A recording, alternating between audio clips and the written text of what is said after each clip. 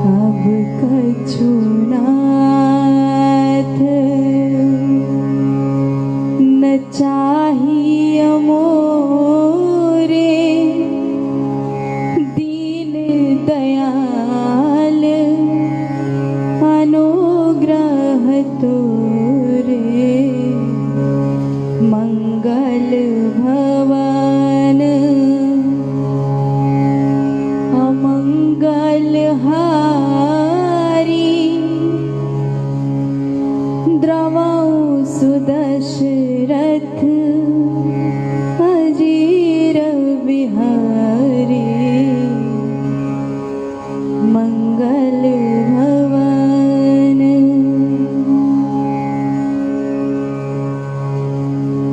आप सभी को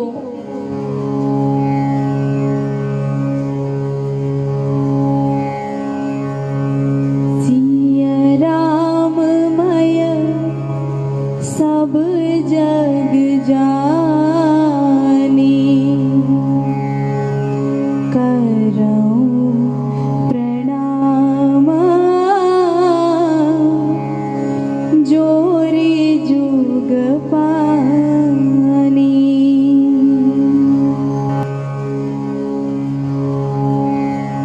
श्री रामचरितमानस में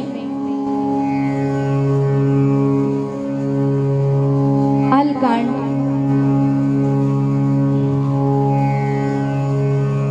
मासपरायण का दूसरा विश्राम चल रहा था कल तक। आज से प्रारंभ होगा मासपरायण का तीसरा विश्राम,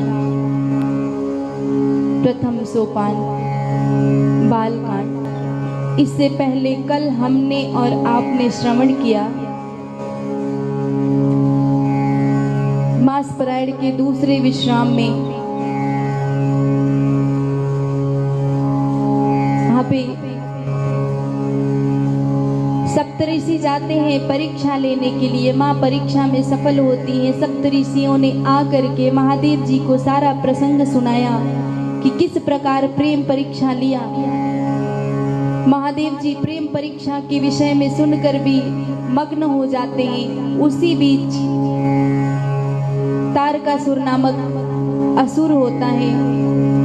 तारकासुर का अत्याचार अधिक बढ़ गया है। सारे देवता परेशान हैं। सारे देवता एक जगह एकत्रित होते हैं। ब्रह्मा जी ने देवताओं से कहा, सबको समझा करके कहते हैं कि इस दैत्य की भी मृत्यु होगी, परंतु कैसे होगी। ब्रह्मा जी ने बताया कि तारकासुर ने यह वरदान मांगा था कि शंभु यानी कि शिव जी के वीर्य से जो पुत्र उत्पन्न होगा उसी पुत्र से मेरा वध हो। अर्थात अब शिव जी के विवाह के विषय में सोचा जाए और विवाह की तैयारी की जाए।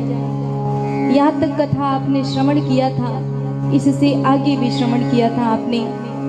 अब आज से शिव विवाह प्रारंभ होने वाला था, लेकिन पीछे की चीजों को एक बार दोहरा देते हैं कि शायद आप लोग वीडियो नहीं देखते होंगे या नहीं देखे हैं। तब सारे देवता विचार करते हैं कि कामदेव को भेजा जाए। सभी ने कामदेव को भेजा। कामदेव जाते हैं महादेव जी के पास और भी उससे पहले अनेक लीलाएं करते हुए जाते हैं कामदेव। ये पीछे वीडियो में हो चुका है, इसलिए उसको नहीं दोहराएंगे। परंतु जब वहाँ कामदेव पहुँचते हैं उसके बाद महादेव जी को उन्होंने 5 तीक्ष्ण बाण चलाए हैं, जिस बाण से महादेव जी का नेत्र खुल जाता है। तीसरा नेत्र जब खुलता है कामदेव आम के पल्लों के बीच में छुपे रहते हैं। तीसरे नेत्र ज्यों ही पड़ता है कामदेव पर, कामदेव जलकर भस्म हो जाते हैं। कामदेव की पत्नी आती है, पूछती है कि प्रभु आपने मेरे पति को क्यों मारा। अनेक प्रकार से विनम्रता पूर्वक रति ने पूछा। तब कृपालु महादेव जी ने रति को प्रसंग सुनाया कि रति अब तुम्हारा पति अनंग होगा, बिना शरीर का होगा, तब से आप हमारे और आपके यानी सभी के रक्त की धमनियों में कामदेव का वास होता है। उसके बाद महादेव जी ने रति से ये भी कहा कि अब जो है कि यदुवंश में जब भगवान कृष्ण अवतरित होंगे तो भगवान कृष्ण के प्रथम पुत्र प्रद्युम्न के रूप में कामदेव का जन्म होगा, तब तुम्हारा और कामदेव का मिलन होगा। रति महादेव जी की विनती करती हैं, सुनती हैं बातों को, फिर वहां से चली जाती हैं। रति के जाने के बाद सारे देवता आकर के अनेक प्रकार से महादेव जी की पृथक पृथक यहाँ पर दिया हुआ था कि पृथक पृथक सभी ने वंदना किया है।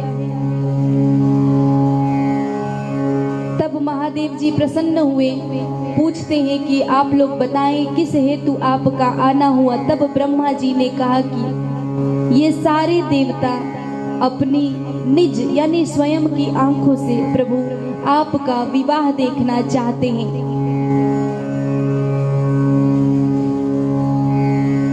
देखना चाहते हैं। अवसर उजान सप्तऋषि आए, महादेव जी से सारी बातें देवताओं ने कहा। जब कहा, याद दिलाया कि आपने राम जी को वचन भी दिया है प्रभु, अब विवाह कर लीजिए। तब उचित समय देख करके सप्तऋषियों को बुलाया गया। सप्तऋषि आते हैं, माँ भवानी के पास जाते हैं। प्रथम गए जह रही भवानी, बोले मधुर वचन झलसानी। सर्वप्रथम सप्तऋषि माँ भवानी के पास पहुंचते हैं। वहां पर जाकर के सप्तऋषियों ने सारी कथा सुनाई कि किस प्रकार महादेव जी ने कामदेव को भस्म किया। हृदय विचारी शंभु प्रभुताई, सादर मुनिवर लिए बुलाई। फिर विवाह की बात को आगे बढ़ाने के लिए सप्तऋषि हिमांचल जी के पास जाते हैं, पूरे प्रसंग को सुनाते हैं। हिमांचल जी ने पहले तो कामदेव की मृत्यु की बात सुनते हैं तो उन्हें कष्ट होता है, परंतु अगले ही क्षण में जब सप्तऋषियों ने बताया कि जब यदुवंश में भगवान कृष्ण के पुत्र के रूप में कामदेव अवतरित होंगे, तब हिमांचल जी प्रसन्न होते हैं, सुख पाते हैं। विवाह की बात आगे बढ़ती है। पत्नी सप्तऋषि सोई दिनी, गही पद विनय हिमांचल कीन्ही, जाई विधि दिन सुपाती, बाचत प्रीति हृदय समाती। अब यहाँ पर अब शिव जी के विवाह की तैयारी होने लगी है। कैसे? सब प्रसंग गिरपति सुनावा, मदन दहन सुनी अति दुख पावा। बहुर कहु रति कर वरदाना, सुनि हिमवंत बहुत सुख माना। हृदय विचारी शंभु प्रभुताई, सादर मुनि बर लिए बुलाई। सुदिन सुन खतु सुघर सोचाई, बेग वेद विधि लगन धराई। उन्होंने पर्वतराज हिमांचल को सारा हाल कह करके सुना दिया। कामदेव का भस्म सुन करके हिमांचल जी थोड़े कष्ट में होते हैं। फिर अगले ही क्षण में जब उन्हें पता चलता है कि रति को वरदान मिला है कि फिर से जो है कि मिलन होगा, तब वो प्रसन्न चित्त होते हैं। सप्तऋषि लग्न पत्रिका बनाते हैं, विवाह की बात होती है। शुभ मुहूर्त, शुभ समय देखा जा रहा है। लग्न पत्री को जो है सप्तऋषियों ने लगन बाजी अज सुबह सुनाई, हर्षे मुनि सब सुर समुदाय। ब्रह्मा जी ने लग्न पढ़कर सबको सुनाया, उसे सुनकर सारे अब वहां से सप्तऋषि आते हैं। विवाह की बात शुभ मुहूर्त देख करके आकर के पत्री होती है ना, लगन पत्री। लगन पत्री सबकी बनती है, हम लोगों की भी बनती है ना, विवाह की सबकी। वहां पे भी जो है लग्न पत्री बनी, सप्तऋषि लेकर के आए। आकर के सारे देवताओं को सुनाते हैं। सारे देवता प्रसन्न होते हैं। मंगल कलश दसहु दिशा साजे, दसों दिशाओं में जो है कि अनेक प्रकार के मंगल कलश सजने लगे। अब यहाँ पर अब प्रारंभ होता है शिव जी के विवाह के प्रसंग की कथा। जब ब्रह्मा जी ने लग्न पढ़ करके सुनाया, सारे देवता हर्षित होते हैं और अब क्या करते हैं कि विवाह का तैयारी करना प्रारंभ करते हैं। वो शुभ दिन आया जिस समय जो शुभ घड़ी देख करके लग्न पत्री में लिखा हुआ था, अब वो विवाह का समय आ गया है। सारे देवता अपने अपने वाहनों को सजाने में लगे हुए हैं।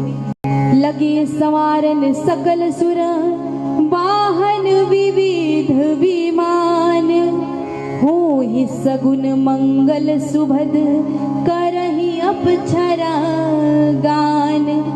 सारे देवता अपने भांति भांति अनेक प्रकार के जिसके जो भी वाहन थे, विष्णु भगवान अपने गरुड़ को नहला रहे हैं, धुला रहे हैं, तैयार कर रहे हैं।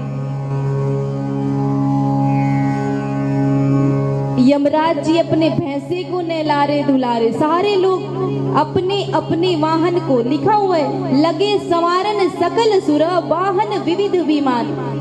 सभी लोग अपने अपने वाहनों को सजाने लगते हैं। हुई सगुन मंगल सुबद करहि अप्सरा गान। कल्याणप्रद मंगल जो है कि शकुन होने लगे। सारी अप्सराएं अनेक प्रकार की भांति भांति प्रकार की गाना गाने लगे। तब सब लोग, देखिए यहाँ पे कहीं भी ये नहीं विचार किया किसी ने कि सबकी तो तैयारी हो रही है, परंतु दूल्हे की तैयारी कैसे होगी। अब यहाँ पे श्रृंगी और भृंगी जब देखते हैं कि सारे देवता तो अपने में ही परेशान हैं, सारे लोग अपने अपने वाहनों को सजा रहे हैं, अपनी अपनी तैयारी कर रहे हैं, परंतु महादेव जी की तैयारी कोई नहीं कर रहा। तब नंदी और श्रृंगी ने विचार किया कि प्रभु, सारे लोगों का तो श्रृंगार हो रहा, आपका श्रृंगार कौन करेगा।